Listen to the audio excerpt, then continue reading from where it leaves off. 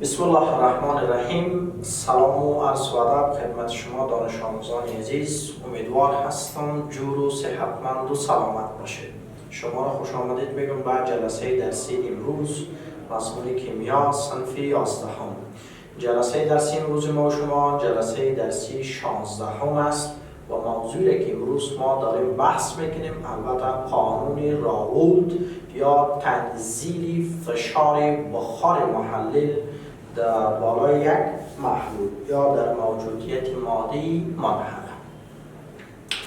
خب متوجه باشید دوستان عزیز، در بحث امروز قبل از اینکه ما بریم پیرامون بحث امروز بپردازیم، اولش ما برای شما میگم که اهداف درس امروز چیست. شما با استفاده از درس امروز کلام موضوعات را باید بفهمین و یاد بگیرید. خب گوش بدید. شما با استفاده از درس امروز باید این را بفهمید دوستان عزیز که فشار بخار یک محلل چیست؟ فشار بخار یک محلول چیست؟ فشار بخار محلل و محلول چه وقت به وجود میاد؟ درست؟ و فشار بخار محلل زیاد است یا فشار بخار ماده منحله؟ و تنزیل و همچنان تسعید همین فشار بخار محلل برای ما که مطالعه کرده است. خب گوش بگیرید. باز بگم اهداف درسی امروزتان دوستان عزیز این است که شما باید فشار بخار محلل بفهمید. اولش باید فشار بخار بفهمید چیست، بعدش فشار بخار محلل بفهمید، بعدش فشار بخار ماده منحله را بفهمید، بعدش فشار بخار یک محلول بفهمید دوستان عزیز. درست؟ و همچنان این را بفهمید که فشار بخار یک محلل در چه درجه در یک محلول چه وقت کم چه وقت زیاد. و همچنان این را باید بفهمید که فشار بخار محلل در موجودات ماده منحله کی مطالعه کرده است. خب گوش بگیرید. من برای شما اولش یک مثال میگم. خب گوش بگیرید تا اینکه شما موضوع رو واضح بفهمید.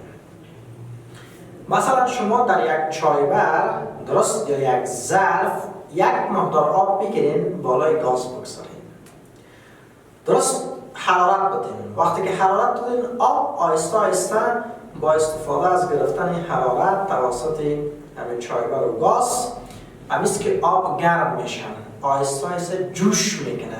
درست؟ مولکول های آب از حالت مایع میه به گاز بخار تبدیل میکنه و بخار تبدیل میشن به شکل بخار به شکل گاز میره به طرف هوا. درست؟ اینی میره فشار بخار میگن. امیر چی میگن؟ فشار بخار. درست؟ پس فشار بخار چیست؟ فشار بخار گفتم میتونه ببین وقتی که یک مایع توسط حرارت گرم شود به جوش بیاد بخاری به وجود آمده اون رو برام چی میکنم؟ فشار بخار. بسیار وقتی که فشار بخار فهمیدیم حالا ما میایم در قسمت پیرامون قانون راولت یا تنزیل فشار بخار یک محلل در موجودات ماده منحله. خب متوجه باشید دوستان عزیز، در قسمت شما دقت کنید. یک دانشمند به نام راولت متوجه باشید، به نام کی؟ راولت. درست؟ عنوان ما قانون راولت یا تنزیل فشار بخار محلل در موجودات ماده منحله است. همین عنوانه چون که این دانشمند بیان کرد، پیرامونش مطالعه کرد، تحقیقات کرد، پس به نام خودش مسمى ساخت. هم به نام قانون راولت میشناسیم، هم به نام تنزیل فشار بخار محلل در موجودات ماده منحله میشناسیم. حالا خب گوش بگیرید. پس ما چی گفتم میتونیم دوستان عزیز؟ دقت کنید. راولت در اثر مطالعه بالای فشار بخار محلل در موجودات ماده منحله چنین دریافت کرد. وقتی که تحقیقات خود انجام داد، ببین دریافت کرد که فشار بخار یک محلل در موجودیت ماده منحله، ماده منحله غیر مفید فرار کننده، غیر مفید غیر فرار کننده، اینا ماده منحله که درجه مثال فرار کرده مولکول هایشان نتادن. ببین فشار بخار محلل در موجودات ماده منحله غیر مفید مستقیما متناسب با غلظت ماده محلل است. یعنی چی؟ پی مساوی به پی صفر ضرب این یک. دوستان عزیز در این فرمول سوال اینجاست، پی چی است؟ اینجا ما گفتم میتونیم دوستان عزیز پی عبارت از فشار بخار محلل در موجودیتی ماده منحله، در موجود چی درجه؟ ماده منحله. و پی صفر چیست دوستای عزیز؟ اینجا ما گفتم میتونیم فشار بخاری محلل خالص. یادتان باشه ما دو محلل داریم، یک محللی داریم که هیچ مواد دیگه نداره او رو محلل خالص بگیم، یک محللی داریم که علاوه از خودش ماده منحله داره پس اون میتونه شکل محلول هم شود. و این یک که هست دوستای عزیز عبارت از سهم مولی است. خب وقتی که اینجا میگن که ببین فشار بخاری یک محلل در موجودیت ماده منحله مستقیما متناسب با غلظت ماده محلل است. این چی مفهوم داره دوستای عزیز؟ یادتان باشه هدف از این است که به هر اندازه‌ای که مقدار ماده منحله زیاد شود پس فشار بخار چه میشه اینجا دوستای عزیز؟ کم میشه. درست؟ خب متوجه باشیم. یا مثلا به این شکل ما گفته میتونیم وقتی که مستقیما متناسب گفت پس به این معنا که اینجا وقتی که سهم مولی زیاد شد فشار بخار هم چه میشه در اینجا؟ زیاد میشه. خب گوش بگیرید دوستای عزیز. اینجا همچنان ما گفته میتونیم قانون راولت چنین بیان می‌دارد تنزیل فشار بخار نسبی محلل در موجودیت ماده منحله مساوی به سهم مولی ماده منحله است. حالا گوش بگیریم میایم به سوی محاسبات. شما یک موضوع را میفهمید دوستای عزیز. کدام موضوع را میفهمید؟ شما در کیمیای صنف 11 در عنوان کسر مولی خوانده بودید. خب متوجه باشید. خوانده بودید دوستای عزیز که N1 جمع N2 مساوی به چند میشه؟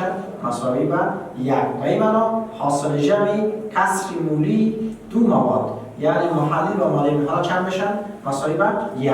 حالا ما در فرمول داریم P مساوی P صفر ضرب N1. ما میخوایم قیمت N1 را پیدا کنم. پس میگیریم اینجا N1 مساوی هست به N2 را که به طرف مساوی روان کنیم علامهش مثبت است منفی میشه پس میشه 1 منفی N2. درست؟ پس حالا میتونیم ما فرمول خود را چی کنیم تغییر شکل بدیم. ببین فرمول ما قبلا بود P مساوی است به P صفر ضرب N1. درست؟ بعد از دریافت قیمت N1 میتونیم ما فرمول چی کنیم؟ ما فرمول به شکل تغییر شکل بدیم. یعنی چی؟ P مساوی هست به P صفر ضرب چی؟ P صفر گفتم میتونیم ما شما ضرب 1 منفی N2. درست؟ یعنی چی؟ P صفر ضرب N1 بود. حالا قیمت N1 1 منفی N2 است. حالا متوجه باشید دوستای عزیز. پس ما اینجا گفتم میتونیم ببین P مساوی هست با P صفر ضرب 1 منفی 2. P خودش P صفر ضرب 1 P صفر. درست؟ علامه منفی است. P صفر ضرب N2 P صفر N2. درست؟ حالا گوش بگیرید. ببین دوستای عزیز پس ما گفتم میتونیم اینجا که در نتیجه چی میشن؟ میتونیم ما شما به این شکل هم این ما بنویسیم. یعنی چی؟ خب متوجه باشیم. میتونیم ما این به این شکل بنویسیم P مساوی است به P صفر ضرب 1 P صفر منفی P صفر ای هم N2. درست؟ حالا دوستای عزیز خب شما دقت بکنید. میتونیم ما شما P صفر N2 را این طرف مساوی بیاریم. کدام طرف مساوی؟ این طرف. پس اینجا میتونیم بگیریم P صفر N2 مساوی است به درست؟ این P صفر خودش این را اون طرف مساوی روان کنیم پس علامهش منفی میشه منفی P. یعنی چی؟ پس P صفر N2 مساوی است P صفر منفی P. درست؟ پس ما گفتم میتونیم که در اینجا اطراف تقسیم چی میکنیم؟ اطراف تقسیم P صفر. این طرف تقسیم P صفر این تقسیم P صفر. P صفر با P صفر خلاص چی باقی ماند؟ N2 باقی ماند. پس اینجا ما گفتم میتونیم P صفر منفی P بر چی؟ بر P صفر. درست؟ یادتان باشه. خب گوش بگیرید. P صفر منفی P را ما با نام چی گفتم میتونیم؟ دلتای P. دلتا تغییر P فشار دلتای P تغییر فشار. ببین چی بگیم دلتای P مساوی است به P صفر منفی P. چی بگیم P صفر منفی P مساوی است به دلتای P. هیچ کدام فرق با هم دیگر ندارند. درست؟ پس حالا دوستای عزیز ببین همین فرمول ما شما را N2 را خودش P صفر منفی P که وقتی که با دلتای P نشان دادیم پس میتونیم بگیریم دلتای P بر P صفر. پس این فرمول میتونیم به شکل نشان بدیم ویا. ببین اینجا این مخرج ما مخرج چند است؟ یک طرفین وسطین که دلتای P ضرب 1 خودش N2 ضرب P صفر. این به شکل یا این به شکل این دو کدام فرقی ندارند. پس ما گفتم میتونیم این دو فرمول چی است دوستان عزیز؟ ما گفتم میتونیم فرمول دریافت فشار محلل در موجودات ماده منحله. خب حالا متوجه باشین دلتای پی مساوی است به پی صفر منفی پی. درست؟ شما اینجا خواندید. حالا گوش بگیرید دوستای عزیز، یادتان باشه پی صفر شما خواندید فشار بخار یک محلل در موجودات چی است؟ با معذرت فشار بخار محلل خالص است. وقتی که فشار بخار محلل خالص است این یک قیمت ثابت داره. پس ما هدفمون از دریافت تغییر فشار، ببین یک تغییر فشار رو میخوایم پیدا کنیم و یکی میخوایم ما فشار بخاری چی رو پیدا کنیم؟ ما فشار بخاری محلل در موجودات ماده منحله. خب متوجه باشین. پس ما اینجا گفتم میتونم دوستای عزیز، حالا اینجا این پی که از مساوی این طرف روان کنیم، این علامه‌اش منفی است، مساوی کی طرف آوردیم؟ مثبت میشه. پس پی مساوی است بر پی صفر خودش. این یک دو طرف مساوی روان کنیم، علامه‌اش مثبت منفی بشه. پی مساوی پی صفر منفی دلتای پی. پس این فرمول چیست؟ فرمول دریافت محلل. چی داره جان؟ فرمول دریافت فشار چی دوستای عزیز؟ فشار بخار. فشار بخار چی داره دوستای عزیز؟ ما گفتم میتونیم فشار بخار ماده منحله. درست؟ فشار بخار چی داره جان؟ فشار بخار محلل در موجودیت ماده منحله. خب متوجه باشین دوستای عزیز، باز بگم براتون بحث امروز ما قانون راولت است.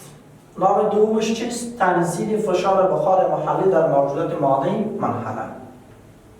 راولت نام دانشمند است که قانون رو مطالعه کرد، هم برای خودش مسمى ساخت، هم به اینا تنزیل فشار بخار محلل در موجودات ماده منحله. هدف این وان چیست؟ تنزیل کم شدن.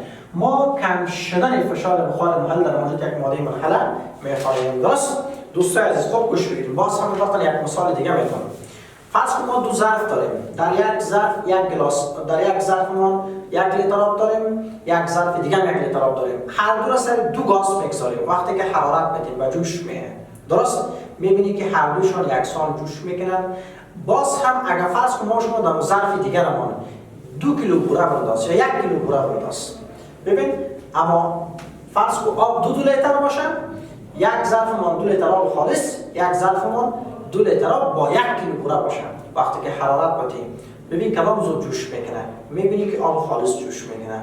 ببین بخار کدامش بخار زیاد تولید میکنه، میبینی که بخار زیاد آب خالص تولید میکنه، بخار کم همون آب تولید میکنه که بوره داره. دلیلش چیست؟ به این معنی اونجا مولکول های بوره فشار بخار کم کرد. پس ما چی مفهوم گرفته میتونیم از این موضوع؟